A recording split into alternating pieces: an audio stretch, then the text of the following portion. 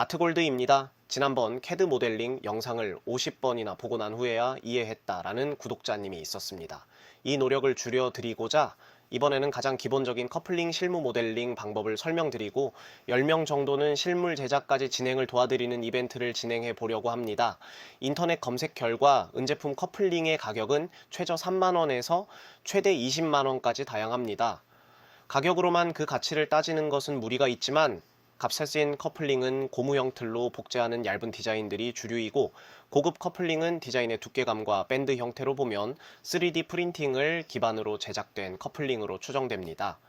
우리는 심플하지만 두께감 있는 고급 커플링을 제작해 보는 것으로 방향을 잡고 진행해 보겠습니다.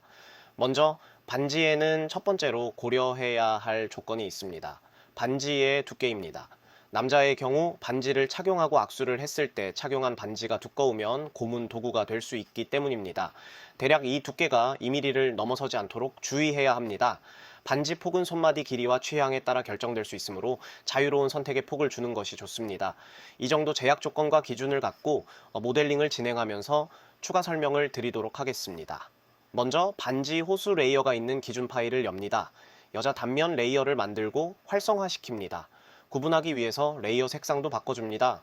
여자 반지 호수는 13호, 반지 폭은 3.5mm로 만들 예정입니다. 완제품이 3.5mm가 나오도록 해야 하기 때문에 양쪽으로 0.1mm씩 세공오차를 더해줄 것입니다. 쿼드 스냅 모드만 활성화시키고 미드포인트 폴리라인 도구로 프런트 뷰에서 13호 호수 커브의 쿼드점을 잡고 라이트 뷰에서 수평선을 그려줍니다. 호스커브 레이어 눈을 꺼서 보이지 않게 하고 미드점 스냅을 활성화하고 폴리라인 도구를 선택하여 라이트 뷰에서 방금 그린 커브의 미드점을 클릭하고 위로 수직선을 그려줍니다. 반지 폭을 계산하면 3.5mm를 2등분하고 세공 여유 0.1mm를 더하면 방금 그린 커브를 양쪽으로 1.85mm씩 오프셋 시키면 됩니다. 커브를 선택하고 커브 오프셋 도구를 선택하여 오른쪽으로 1.85mm를 입력하고 엔터합니다.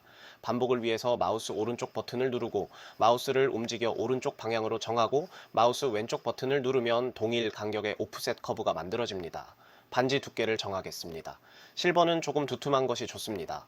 앞에서 2mm 정도가 한계라고 말씀드렸고 반지 폭에 맞춰 두께를 적절하게 조정하는 것을 추천드리고 여기에서는 1.6mm로 만들어 보겠습니다. 세공 여유를 반지 바깥쪽과 안쪽에 각각 0.05mm씩 주도록 하겠습니다. 이 값을 반영하여 1.7mm로 모델링 하겠습니다. 13호 호수에 맞춰진 아래쪽 커브를 선택하고 오프셋 도구를 선택합니다. 1.7을 입력하고 엔터키를 누릅니다. 여기까지 만들어진 4개의 커브를 선택하고 트림 도구를 활용하여 바깥쪽 라인들을 정리해주고 조인해줍니다. 여기까지 여자 반지의 단면이 완성되었습니다. 이 단면에서 반지 안쪽을 어떻게 만들 것인지 방향을 정해야 합니다. 반지 안쪽을 보통 밴드 형태라고 말합니다. 현재 단면의 아래쪽처럼 일직선으로 된 밴드 형태를 평평하다고 하여 평밴드 또는 플랫밴드라고 합니다.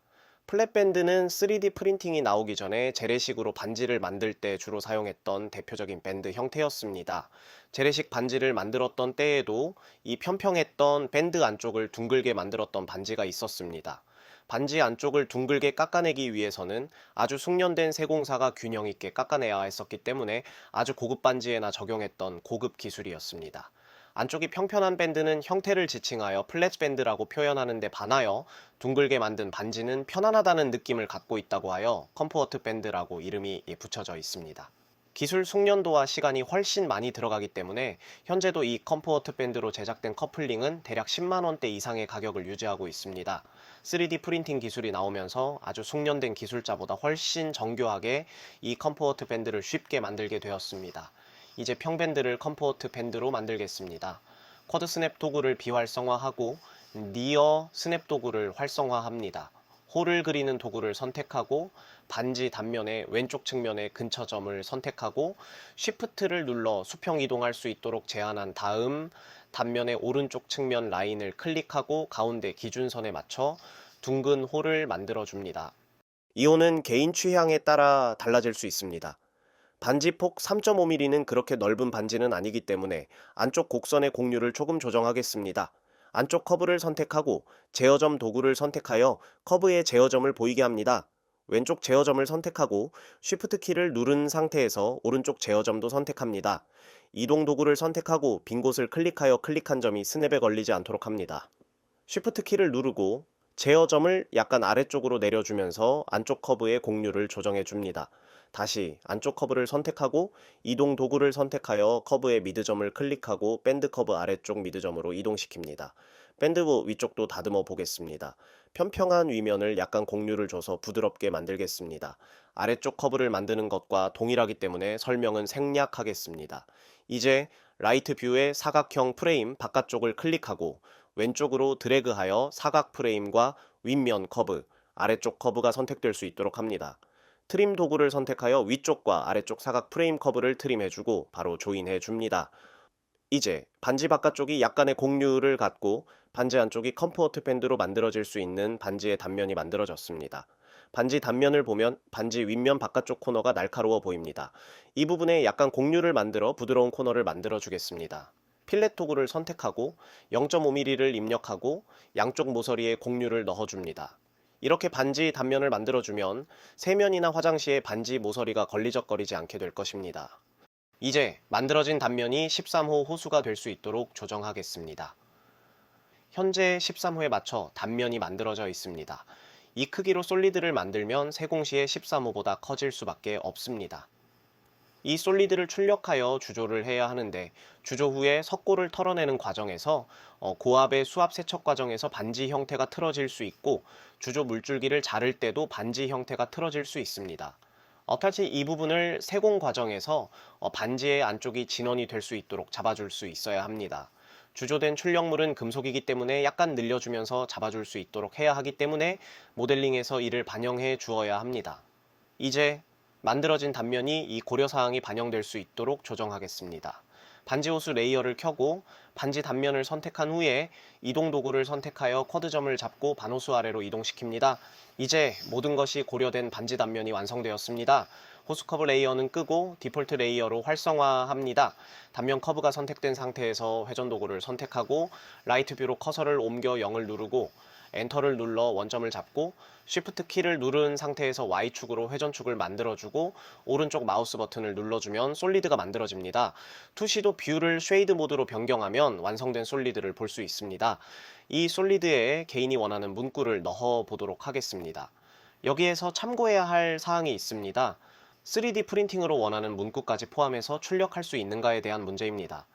결론부터 말씀드리면 현재 3D 프린팅으로 문구까지 표현될 수 있는 솔리드를 만드는 것도 어렵고 주조까지 완성되는 것은 더욱 더 어렵습니다. 이 부분에 대한 설명은 상당히 깊게 설명이 되어야 이해될 수 있기 때문에 여기에서는 생략하고 그 대안을 설명드리겠습니다. 이 솔리드의 개인 문구를 표현하는 방법은 레이저 각인 장비를 사용하면 훌륭한 대안이 될 수 있습니다. 레이저는 가공 해상도가 8K급 해상도로 육안으로 판단할 수 없을 정도의 높은 해상도를 갖고 있지만 수직 가공만 가능하다는 단점도 있습니다. 파이버 레이저 가공 장비는 금속의 이 해상도로 원하는 내용을 표현할 수 있고 이 장비를 사용하여 반지에 원하는 내용을 각인할 수 있습니다. 여기에서는 이 장비를 사용하여 반지 위에 원하는 내용을 표현하는 기법에 대하여 설명드리겠습니다. 조금 복잡할 수 있으므로 잘 따라오시기 바랍니다. 우리는 정교하게 만들어진 반지 솔리드 윗면에 레이저로 각인될 부분을 디자인하고자 합니다. 솔리드가 조금 복잡하므로 각인이 될 부분만 뽑아내도록 하겠습니다. 먼저 솔리드를 선택하고 컨트롤 C와 V로 복붙합니다. 선택된 솔리드는 감추고 복제된 솔리드만 남게 합니다. 복제된 솔리드를 선택하고 분해 도구로 솔리드를 분해합니다. 필요 없는 서페이스를 지워줍니다. 윗면 필렛 때문에 서페이스가 곡률된 부분까지 하나의 서페이스로 만들어져 있습니다.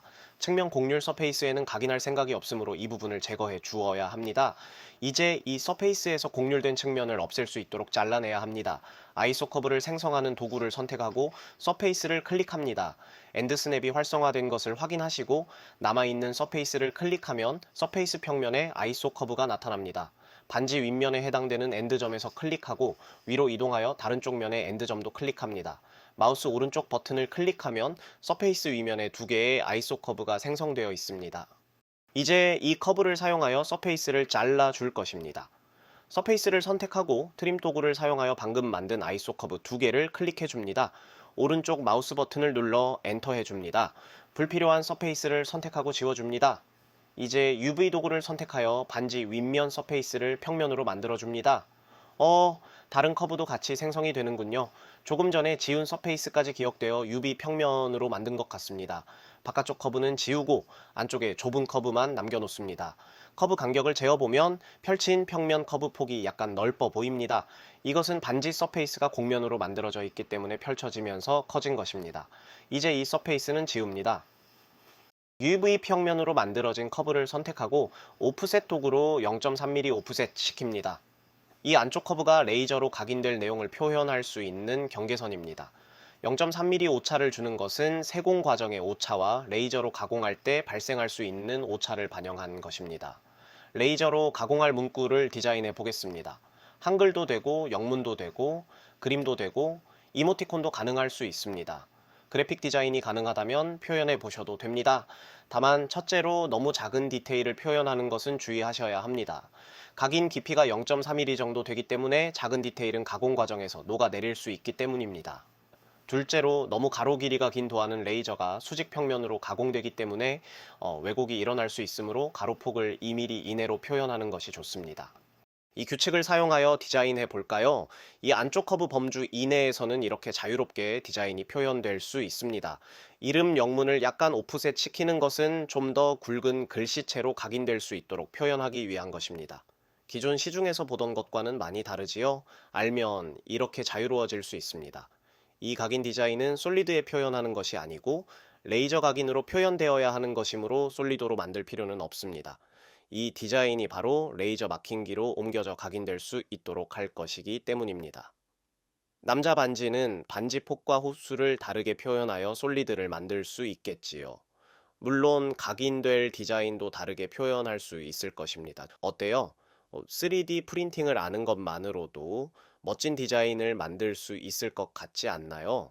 저희가 10명에게 10쌍의 커플 반지를 만들 수 있는 기회를 제공하려 합니다. 무료는 아니고 상징적인 가격과 원가로 제공할 예정입니다. 댓글로 참여 의사를 밝혀주시고 댓글 의견과 하트 수를 더하여 선정할 예정입니다. 물론 이번 동영상 강좌로 만들어지는 실제품 제작 동영상까지 게시된 후에 당첨자를 선정하도록 하겠습니다. 이제 감췄던 솔리드를 보이게 하고 라이노 5 버전으로 이 동영상을 저장하고 공유하도록 하겠습니다. 이제 프린팅을 위해서 물줄기를 달도록 하겠습니다. 커브 선택 도구로 모든 커브를 지워줍니다.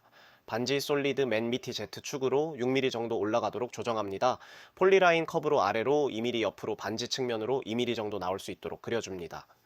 필렛을 2mm로 지정하고 꺾인 부분을 필렛해줍니다. 파이프 도구를 선택하고 방금 만든 커브를 선택하여 시작점은 필렛 모서리까지 원이 만들어지도록 하고 끝점은 직경이 2mm가 되도록 솔리드를 만들어줍니다. 반지에서 연결되는 부분이 약간 부족할 듯 합니다. 세공에서 약간 보완하는 것으로 하고 투시도 뷰를 엑스레이 뷰로 바꾸고 물줄기 윗면 서페이스를 컨트롤 쉬프트 키를 누른 상태에서 선택합니다. 1차원 스케일 도구를 활용하면 반지 끝쪽 경사면까지 물줄기가 연결될 수 있도록 만들어줍니다. 19번 레진은 레진이 주조되기 전에 레진이 모두 액화되어 빠져나올 수 있도록 설계된 레진입니다. 이렇게 잘 빠져나올 수 있도록 물줄기를 달아주는 것이 매우 중요합니다. 이제 반지 단면의 2배 정도 되는 사각형 베이스를 이렇게 만들고 0.5mm 높이로 솔리드를 만들어 반지가 출력될 때 힘을 받을 수 있도록 해줍니다. 프린팅 베이스에 해당하는 부분과 물줄기가 너무 떨어져 있습니다. 물줄기 아래 단면은 컨트롤 쉬프트 키를 누른 상태에서 선택하고 아래쪽으로 이동시켜 프린팅 베이스에 잘 결합될 수 있도록 해줍니다. 이젠 배열하고 출력하면 됩니다. 긴 시간 수고하셨습니다. 다음 영상에서는 이 솔리드의 출력물과 주조 결과, 실물을 만든 후에 그 과정을 설명드리도록 하겠습니다.